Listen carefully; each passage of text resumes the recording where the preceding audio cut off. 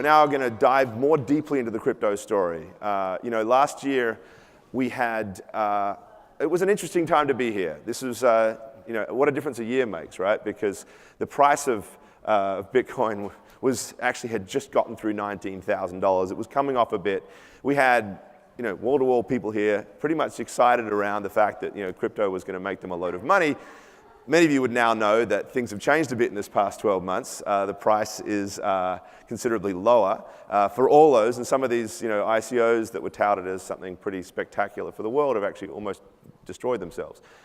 That sounds pretty negative, but I've invested in this technology. I mean personally, I'm not specifically an investor, but I've really gotten myself involved in this from some time ago, because it really is a fundamental shift that is incredibly powerful. And what's exciting for me, in fact, is to note that despite this moment, those of us who are in the space are seeing an incredible amount of development continuing to go on. In fact, I would argue that one of the great things about removing all of that chaos, that madness, is that it is a chance for those of us who really care about this to kind of forget all those distractions and biddle, which is a play on hodl, for those of you who don't know, a term that is a joke around holding your Bitcoin. So it was a misspelling in a Bitcoin forum, and people started to latch onto that as this way to approach Bitcoin. Hodl. Well, now the word is biddle, right? We're going to build. Focus on getting this stuff right. So we're going to have a bit of a deeper debate, a discussion around this as we move forward now. It's Martine Paris is going to come upstairs and have Brock Pierce, Duncan Davidson, Stephen Becker, and Ryan Singer. Well, happy CES, everybody. Thank you for joining us. This is the Great Crypto Debate. My name is Martine Paris. I'm a tech reporter for the FinTech Times, Modern Consensus, Blockchain Gamer, Hacker Noon, a bunch of outlets. I'm here with NBC Bay Area for CES, so you'll see me all over the place. But I know these guys. I've been covering crypto for the past year, and so excited to have you guys with us. We have Brock Pierce and Ryan Singer and Stephen Becker and Duncan Davidson. So why don't you guys go ahead and introduce yourselves and the projects you're currently working on. Brock Pierce, been very active in the crypto space since 2012 and 13, started a number of companies, most notably Tether, the first sort of stablecoin, Blockchain Capital, the first venture fund in the space, more recently Block One, which was EOS, Mastercoin, we were the first ICO, BCAP, the first security token. I've done a lot of things. Right now I'm spending most of my time in Puerto Rico, figuring out how to work within failed states and make a positive impact in the world, crypto-wise, other new things. Very interested in sort of global macroeconomics and kind of where do we go next? Where do we converge around reg tech? Ryan? I'm Ryan Singer. I started the first institutional Bitcoin exchange in 2012. It was my first Bitcoin company. That was Trade Hill, right? That was called Trade Hill. Learned a lot, but it was too early. Gemini's doing an excellent job in that space now. I'm really happy with what they've accomplished. Right now, I'm a co-founder of Chia with Bram Cohen, the guy who invented BitTorrent, and we're building a better Bitcoin with a more decentralized Nakamoto consensus model and a scripting language more optimized for banking. And greener, right? Yeah, the consensus model wastes disk space instead of power, so it's environmentally neutral. Great. Stephen? Hi, so I'm Stephen Becker. I'm the CEO and president of MakerDAO. And what we do is we've brought out the first fully functional digital cash that is decentralized and both collateralized. And the reason we're doing this is basically stemming the tide against the volatility that we've seen whilst remaining transparent and also not having a central point of failure, which effectively is the definition of being decentralized. Now, our overarching objective is to essentially use blockchain for economic empowerment and to grow the economic sort of platform on blockchain as well. Thank you. Great. Thanks, Duncan. Hi, Duncan Davidson. I started a fund called Bullpen Capital. We're part of a wave of innovation in venture capital. We pioneered this idea of post-seed. You take a company past the seed round that's growing, give it a modest amount of money, and set up a big A round. And we're very proud of the fact that the normal seed to A conversion rate, the graduation rate of seed-funded companies getting to A is around 20%. Our graduation rate post-seed to A is around 65%. And commercial. Fantastic. Okay, great. So on the panel, on the panel we have a range of people that are involved with digital money. Brock Pierce being a pioneer in the space, and Ryan, all the way down to the traditional financial institution. So my next question has to do with, the elephant in the room. We had a kind of strange year last year in which Bitcoin dropped to 6,000 and kind of held at that for most of the year. We had a big sell-off right before Thanksgiving. We're having a little bit of a rally today. So my question to the panel is, one, what do you think caused the crash back before Thanksgiving? Two, why are we having a rally today? Does it have anything to do with Trump? Trump's announcement later? And three, what's going to cause the rebound for crypto, and what do you think the floor is, and when do you think we're going to see the rebound? Brock, I just had an interview with you on this. You guys can read all about it in the FinTech Times, but why don't you share your thoughts on that? I'll try and be quick. The price is down because the market was in an irrational state, and it was a very necessary correction.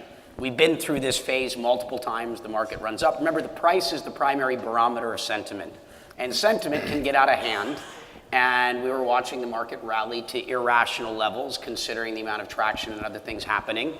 A lot of FOMO, and eventually the market corrected, which is a good thing, because what happens is that market rallies up and up and up and up is the worst attributes of the industry start to occur. The cockroaches come out from everywhere, talent doesn't stick around, projects become a joke, and naturally it leads to bad things. And so every time we get this major price correction, it essentially is a cleansing or a purging of all of the people that don't belong here. And so I'm always very happy to see this happen, because the best projects are built in these down markets when talent can be retained. What's going to cause the market rally today? I don't consider this to be a meaningful rally. It's a one-day up, down.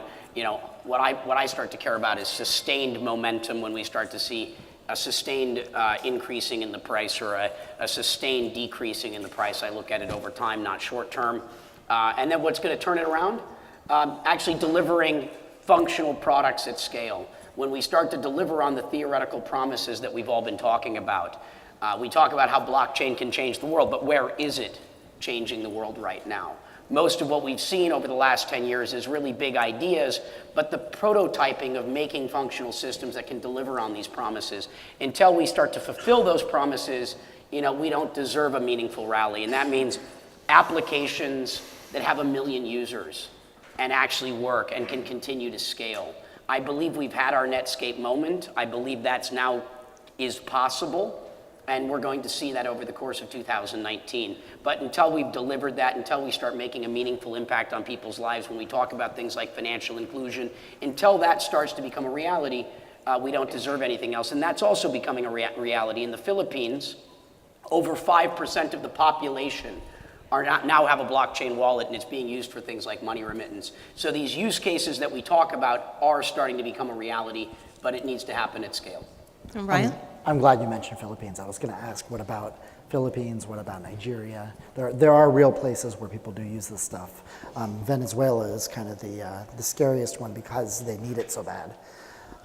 Anyway, I've done regulatory strategy at Bitcoin exchanges and at securities firms, so I get profoundly uncomfortable commenting about price.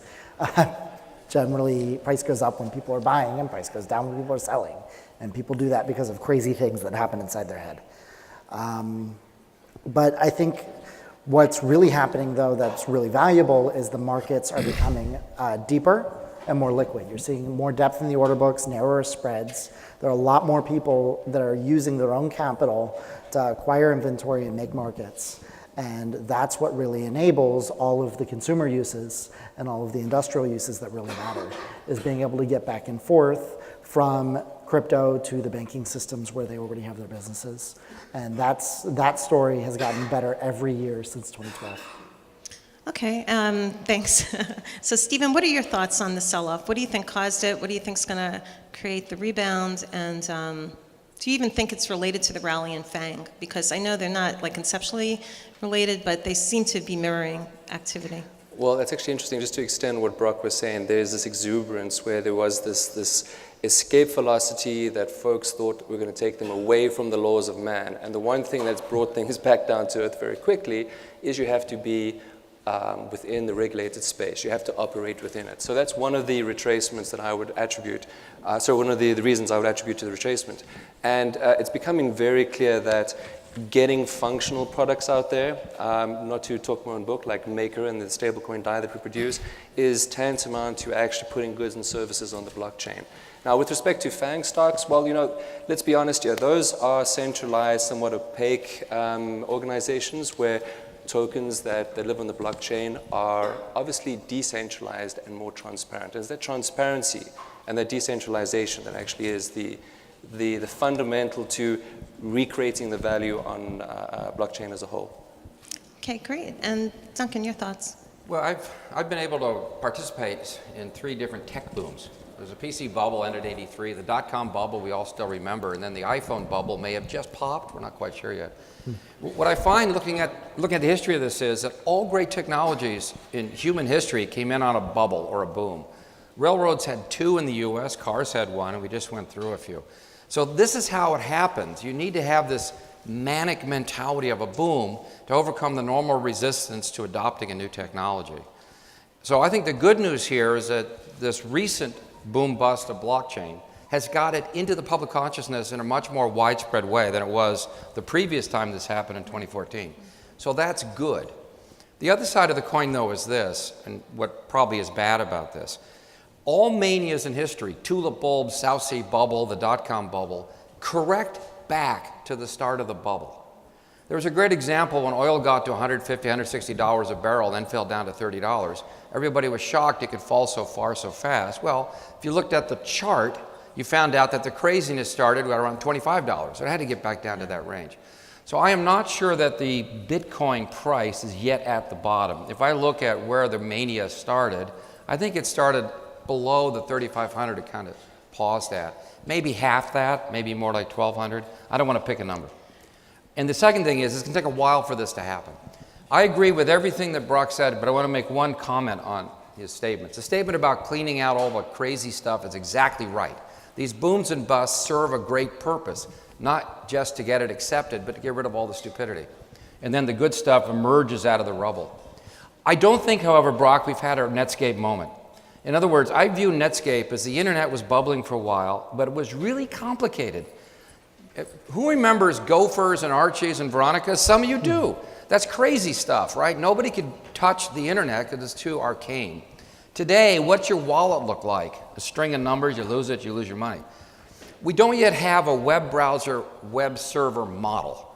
When that happens, and I hope it happens pretty quickly, whatever the equivalent is in the blockchain world, I think that'll signal this thing's about to take off again.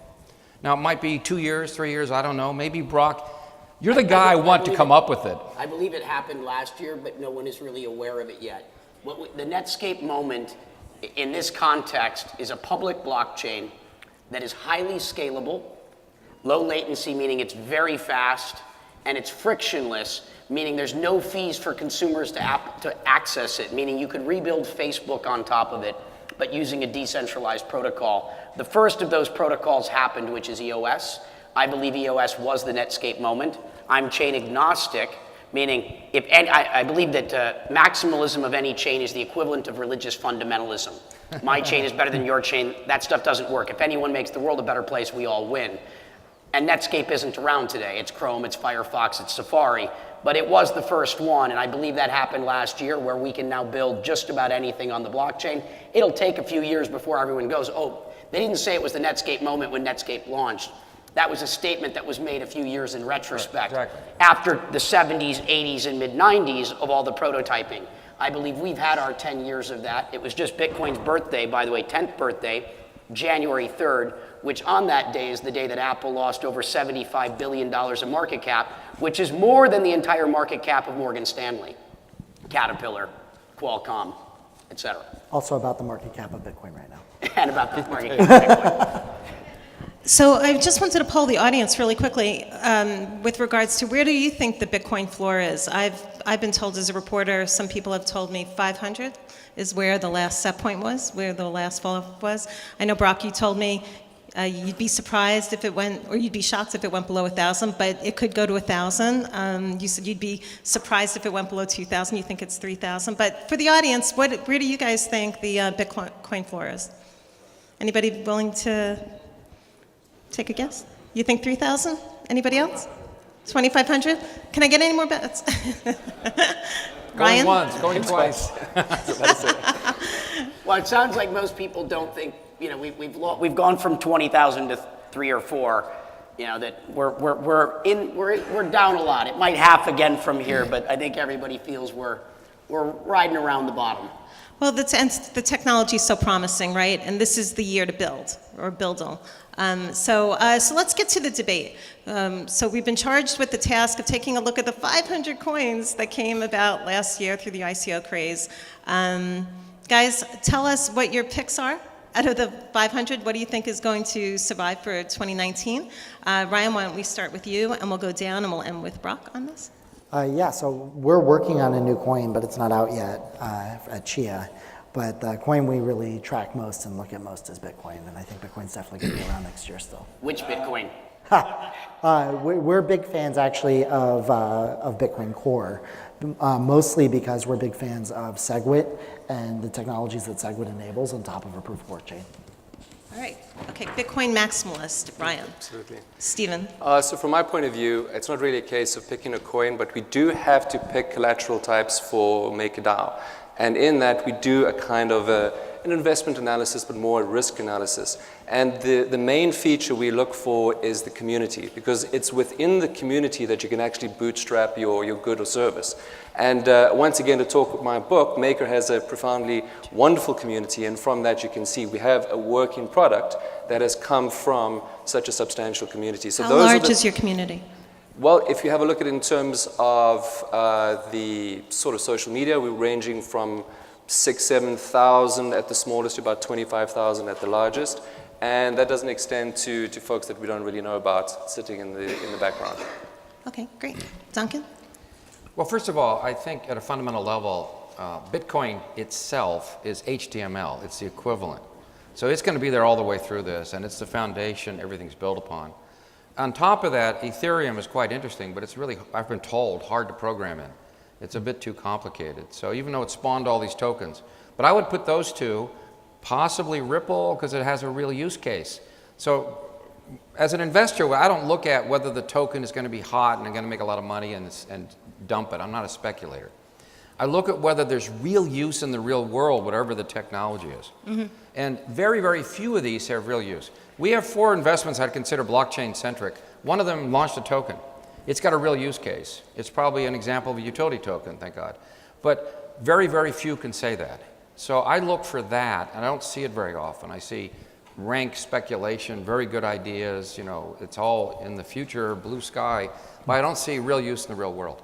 So I guess I have the luxury of waiting for that, which is what I do. There's one aspect I'd like to add on to that, and that is to be very aware of the fact that your token design and economics is something separate from the underlying organization. So, what we try to show from Maker's perspective is that a decentralized autonomous organization, which is where the DAO part comes from, MakerDAO, gives you that ability to actually equate the two together. So if you do have an assessment of a token, it actually is tantamount to assessing an organization. But if that's not there, be cognizant of the fact that you do have this disconnect, this dislocation. That dislocation's actually been a real focus of my work because you have this thing in this space now where everybody knows how Bitcoin works really, and everyone agrees that Bitcoin is a good thing and should be exchangeable in most countries. And in the US, everyone agrees that an offer to sell Bitcoin is not an offer to sell securities. But there can be a challenge if you're building something like Bitcoin, like Chia or EOS, where it can work like that over time, people who participate in the network can create some as part of participating in it, and everyone agrees that that's not an offering of securities and that's not the same as the organization. When those people sell, but also if you have a pre-mine or strategic reserve like we do, like EOS does, like Ripple does, like most of the projects that came after Bitcoin, like Ethereum did, it's a lot more murky and complicated when it comes to that entity selling. Correct, yeah. There is that sort of notion of how far decentralized something is. Because if you have a look in terms of what Bill Hinman said, this is the SEC head of corporation finance, he basically said Ethereum, in his mind, is not necessarily a security, and that is due to being substantially decentralized. Now, that's kind of a bit of a gray area there. And that's kind of where we're sitting back and saying, well, we look at our stakeholders and say we need to make sure that our stakeholders in Maker are sufficiently decentralized. And that's how we're aiming towards getting into that regulated space where your product makes sense and it makes sense from a worthwhile legal perspective. So I spoke in front of Congress. Is it okay if I jump in a second? Yeah, of course. I've thought a lot about the DAO idea, the distributed organization. I've been following a project in China called Elastos. The guy behind it was a Microsoft operating system programmer. He built a smartphone system for the Chinese in the mid-2000s, and he took that code and now created an incredibly interesting project. And then he turned his whole company over to a DAO. So he doesn't have a company. There's no CEO. It's just a distributed organization. The organization is chaotic. It's got a terrific community, very committed. But there's something in human nature which says maybe the DAO idea, when you take it to the extreme, doesn't work. You're talking about DAO on chain or DAO in just terms of distributed as He actually human? took the concept and made a distributed company. Oh, that's different to actually having a DAO on chain. I understand. What I'm saying is I think he went too far. I've been watching the concept. I'd love to have that discussion.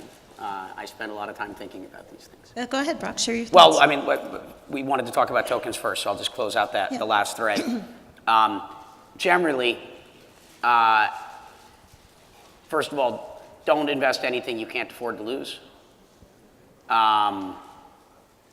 Assume you're likely going to lose it early on if you don't know what you're doing.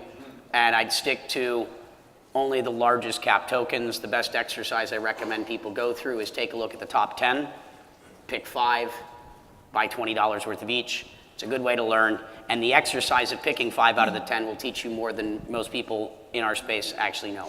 But so the large cap stuff, but generally, because those have lots of, they've got a big market cap, they've got lots of liquidity. If you do need liquidity, you can get liquidity. Most of the middle of the market and the bottom of the market is absolute rubbish. And so be very, very careful, in the bottom of the market. It's like small caps or penny stocks, though there are interesting opportunities there. So the big stuff, I'd be betting on protocols, whether it be Bitcoin, whatever flavor of Bitcoin appeals to you, perhaps all of them in a weighted average, weighted in a way where you've hedged yourself. Ethereum obviously is, has a giant developer community. These are the things that I would look at. Remember, the technology itself is open source, which means the technology has no barrier to entry. The technology is just a first mover advantage. What will sustain one of these projects, what will make it successful long term, is that group's ability to build a community, their ability to foster that community and nurture that community and steward that community over time. The success of these things are entirely driven by community, not by technology. It's open source. It's copy paste. And you and I were talking about, how do you rank community? You were saying you look at Git commits. What else are you looking at? Yeah, so on the community side, you want to look at the number of developers. You can look at GitHub commits, things of that nature. But then you also want to look at the quality of the applications that are being produced by those developers. Not all developers are equal. You want to look at that. And what's going to determine the success of these large blockchains over time? Right now, we're going through a resource war. And if you look at the big blockchains, there's a few of them that I think are wonderful tech. I think the teams are wonderful, but they missed the market. They've got $25 million, in a market where we're now in a bear market. How is a protocol with $25 million going to successfully compete against the other large protocols that might have 100 or 500 million, or in the case of like EOS, 5 billion, on their balance sheet? It's your ability to attract developers, and the way that you're going to attract developers over time is by incentivizing developers. So think about these things as you look at the top tier of the protocols. I'm not going to tell you which ones to like because it's pretty easy. You should do that research yourself. Now in the bottom of the market, there are interesting opportunities. These are where your 10 to 100x type opportunities. Your venture capital type returns exist. But obviously, these things are extraordinarily risky. And you need to be very careful. And they're not liquid. Once you get in, you can't just get out either because there's not enough depth in them. But there are a lot of gems out there. And remember in the year 2000 when the internet bubble burst, almost everything went out of business. And eBay and all the public companies that survived that were profitable were trading below cash. If you had just bought in the year 2000 and 2001 all the profitable internet companies, it would have been as good an investment as anything you've seen for the most part in crypto. The baby gets thrown out with the bathwater. And as we're going through these market corrections, there are things there, but you've got to do your research and spend time looking at where do you think interesting stuff's going to emerge. Because I showed pictures for the first time yesterday and announced my wife being pregnant, I'll talk for a moment about that project in one instance. So my wife is the founder of something called Sense. Sense is a messaging application that's built on top of EOS. So it's basically the equivalent of WhatsApp or Skype. It's trading at $1 million market cap because she would never talk about what she's doing because I told her only build your product. They launch in January, and that's a very interesting example of an application where you got $1 million market cap because she's raised her $25 million and she's done nothing to promote her stuff. Well, I don't know. I just think I saw her on either Bloomberg or CNBC. Yeah, but she's not out there doing that sort of stuff. But these are the types of projects because you're going, what could be those consumer applications that get built here that might hit 1 million users? What are those first applications? I think it's going to come from things like messaging. You've got only 2 or 3 players in that area. You've got Telegram, Status, and Sense. Gaming is also going to be a huge one. We're going to start to see meaningful gaming applications. But where do we see those first killer apps built on top of blockchain that can actually deliver at scale, that can handle millions and millions of messages? I just want to ask you guys a question, and Stephen, you can address your answer in this context. Do you think mass adoption is going to come through consumer, which actually, through this past year of interviews, I'm starting to doubt it's going to come through consumer, or is it going to come through enterprise where blockchain just moves to the back end, crypto moves to the back end, and the consumer never has to deal with it? Well, let me just sort of approach it from this point of view. Our use case, and the reason I want to emphasize DAI and our sort of spectrum of use cases is because the way we construct DAI, we have a broader use case than you find with other stablecoins. And we are currently in the back end, in the enterprise level, with respect to a company named Wire, which is a cross-border exchange operation that uses blockchain, and we have integrated with them, all the way down to something which I think might appeal to guys in the audience, folks in the audience here, TradeShift. They are the leaders in supply chain payments and marketplaces, and we've integrated with them in order to produce a better supply chain finance solution. The enterprise is very important, but that's obviously one side of the candle, and it's an important side of the candle. There's obviously the retail side. We've got the ability for you to create bespoke financial solutions, to use DAI to finance your car, for instance. Is grandma really going to use DAI? She's never going to get off fiat. So I mean, remember, enterprise follows consumer, not the other way around. That's correct. Because consumer is where you polish UX. Consumer is where you build technology for people. And then what happens is people get frustrated that their consumer lives are more convenient than their work lives, and they push for the enterprise to adopt those innovations that were developed in consumer. So enterprises adopted PCs later than consumers did. They adopted the internet later than consumers did. They adopted electronic banking later than consumers did. In fact, enterprise adopted checks later than consumer did. Really? Yeah. Crazy. Okay, so we're running down on time. I want to hit up exchanges. Top picks for exchanges. We have Coinbase and Gemini, which are pretty well relatively accepted as legit. Anybody else you want to throw in or any comments on that? It depends on where you live. Exchanges are one of 2 things. They are your on-ramp or off-ramp to crypto in your local jurisdiction because they're regulatorily compliant and they've got the connection into the banking sort of system. Depending upon where you live, that will be nuanced. And then you have one other category is where you go to get the broad array of product. Those exchanges typically don't have on-ramps or off-ramps. Those are crypto-to-crypto exchanges. When you want to get into the esoteric product, start with the biggest and the best in your local place if you don't know what you're doing. The ones with the on-ramps that hopefully are insured, have deep pockets, really strong security, and be careful. What are your thoughts on Binance?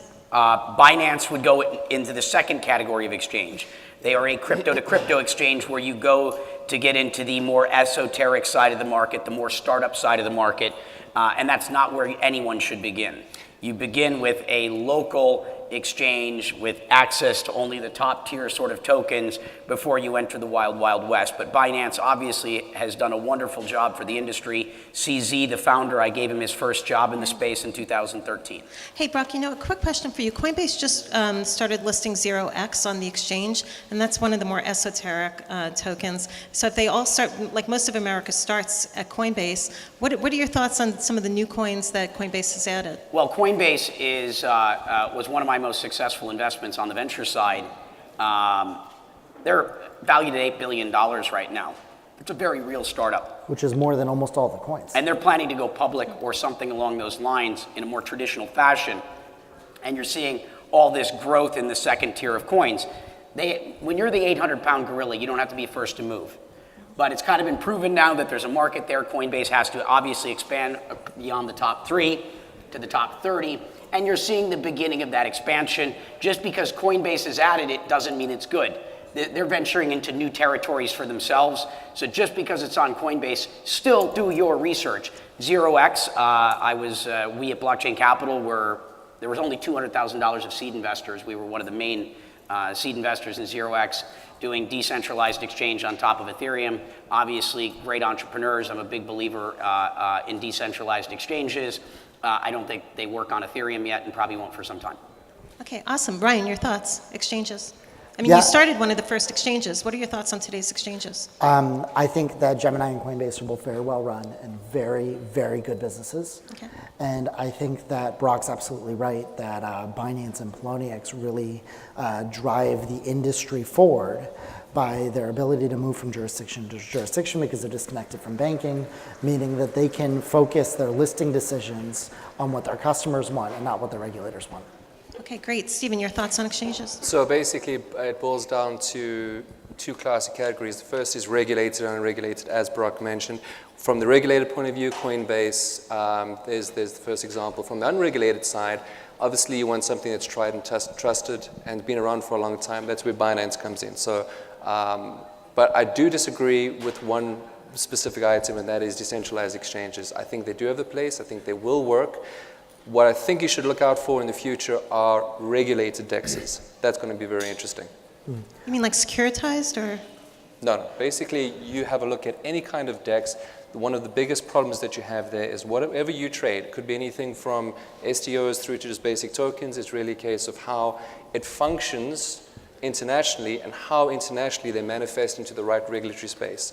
And that is something that is going to give you no central point of failure and the ability to actually exchange. I'm Okay, excited for decentralized clearing instead of matching, where you have a centralized exchange doing the matching, but they get out of the custody game. I think that that'll do a great job balancing people needing to find depth and liquidity and regulators needing to do AML. Yes. But dramatically reduce the risk in the exchange space. There is a point to be made where regulation should start getting hard-coded into smart contracts, as opposed to trying to operate on the periphery. Because right now they're sort of being the gatekeepers to the walled garden, as opposed to being actually integrated within the process itself. So a couple of angles over there. Well, regulators should love this when they understand it, because you can actually build the regulation directly into the platform itself, except for it'll cost a lot of it'll get rid of a lot of compliance jobs. Okay, well, I'm seeing that Robin's giving us a couple of extra minutes, so let's quickly just cover, unless, Duncan, you have something to add on exchanges. I know you were telling me Only one Coinbase thing. and Gemini. Okay, go. Okay, great. Extra minute. ICOs were Wild West, no regulation. It's evolving to a STO, securitized token offering. So it's the same thing, but now it's regulated, follows the rules. What I'm waiting for are 1934 Act stock exchanges who get approved by the SEC so they can be exchanges of STO tokens, and it's all legal. And you almost turn in a token into a stock certificate. So we're getting there. I know that Ryan's working on a Reg A. It's a form of IPO. And he needs a Reg A exchange to trade on. I've heard of one existing. You may. Oh, so we're not going to be. No, it's NASDAQ. Yeah, so it's interesting for us. We're not going to be releasing a security token. We'll be just IPOing in a more traditional way. So we're hoping to trade on either the NASDAQ or New York Stock Exchange. Okay. Yeah. Yeah, so you have a lot of, I don't know if I can mention it because it's probably not public, but let's say that NASDAQ or the New York Stock Exchange, for example, someone like that is getting very close to launching a full security token exchange. They just did a $600 million seed financing for their product. This is all in the last few weeks. And so you're now seeing the largest exchanges about to go full bore into this space. So it's going to be exciting. It is exciting. Okay, well, so Robin's giving us time for 2 more questions on the panel. And so, No more questions on it. no more, wait, we want to do stable coins and reg tech. Okay, with 1 second going down the line, thoughts on stable coins. We'll just give Stephen, because you're MakerDAO and you're Tether, Brock. So Stephen, quick thought on stable coins for 2019, and then Brock maybe add a comment on Tether. Okay, stable coins, why are they important? It's very simple. Stability of transactional value on chain. The more transactions you can have on chain, the more you can actually develop an economy. You need to choose. You need to choose between a centralized stablecoin or decentralized one. That's your preference. But the point being is that's where you're going to have the ability to actually grow your economy. Fungibility, another important point. Where you're deriving your value from for your stablecoin. Is it collateral? Is it fiat? Very important, but really at the end of it, taking this, the economic growth on the blockchain forward requires stablecoins. Okay, and Brock, your thoughts on Tether or other Well, one stablecoins? thing is Michael Casey is here and standing, and perhaps when he pops back up, he may want to comment. The first person to ever write a meaningful article on a stablecoin was Michael Casey, at the Wall Street Journal, because he was the first person I called back in the day and say, here's this idea that the Wall Street Journal readership might be able to understand how blockchain has utility. I think stablecoins, I believe we're watching the emergence of a quadrillion-dollar market right now. We're watching a quadrillion-dollar market emerge, and that's because we're watching the world's currencies be tokenized. We're watching the world's debt or bonds be tokenized. We're watching the world's equities be tokenized. We're going to be watching the world's real estate be tokenized. We're going to be watching things like energy. As we watch the world be tokenized, this is going to give birth to something greater than a quadrillion-dollar market. Stable currency, a stable medium of exchange that can operate cross-border is going to be paramount to that success. Stable coins are not an investment. This is not something that you use as a tool for speculation. It's the instrument by which you go in and out of things. It's the instrument by which you can fluidly and efficiently move money on chain. They're incredibly important, but not the thing. It's the most important utility of the ecosystem, and that's all it is. It's a utility that is essential, and glad to see lots of experimenting in this most essential utility for this phase of the ecosystem's development. But it's really more for outside the United States than the US, right? Oh no, so like for example, Tether's original use case was a couple-fold. One is I thought that eventually all the world's central banks would tokenize their currency, and Tether was our way of proving out that we were the best shop in the world to do it so that we could then do it on behalf of governments. It won't be Tether doing that, but it proved out the model for the world's central banks. Now, the immediate go-to-market strategy was very simple. That is that if you wanted to move money from one exchange to another exchange, you had to do a withdrawal that takes a week, and then another deposit that takes a week. And so if you wanted to move dollars from one exchange to another, it was a 2-week and very expensive process. Also, so that was one thing. You now can move money that's not in Bitcoin from exchange to exchange. And then most importantly, you had exchanges like Binance that didn't exist yet, but Poloniex, that didn't have US dollars. They didn't have banking. And so this gave the crypto-to-crypto exchanges the equivalent of a dollar so that they had that stable unit of account that you could move in and out of. And that, I mean, there's a reason why Tether does $2 trillion a year. And that's with all of its uncertainty. That market should probably be, they should be probably warehousing between 10 and $20 billion today and probably doing 5 to 10 trillion a year. The uncertainty in this market is why it's so low and only at a couple trillion. Well, I want to thank everybody for coming. We've gone over our time. My last question was going to be on Outlook, but I know all of these guys agree that 2019 is the year of reg tech, so keep an eye on that. The securitized platforms, all of these guys kind of have a hand in it. And then I guess we can follow up on Twitter. We're going to beg you to stay for lunch, so we're going to have a awesome. session. Okay. Stay for lunch. I know everybody wants to talk to you. And all of you stay. They'll be around tonight for our cocktail reception. Perfect. Great. And I couldn't be more bullish on 2019. I imagine all of us feel the same way. Yeah. Thank you. It's short.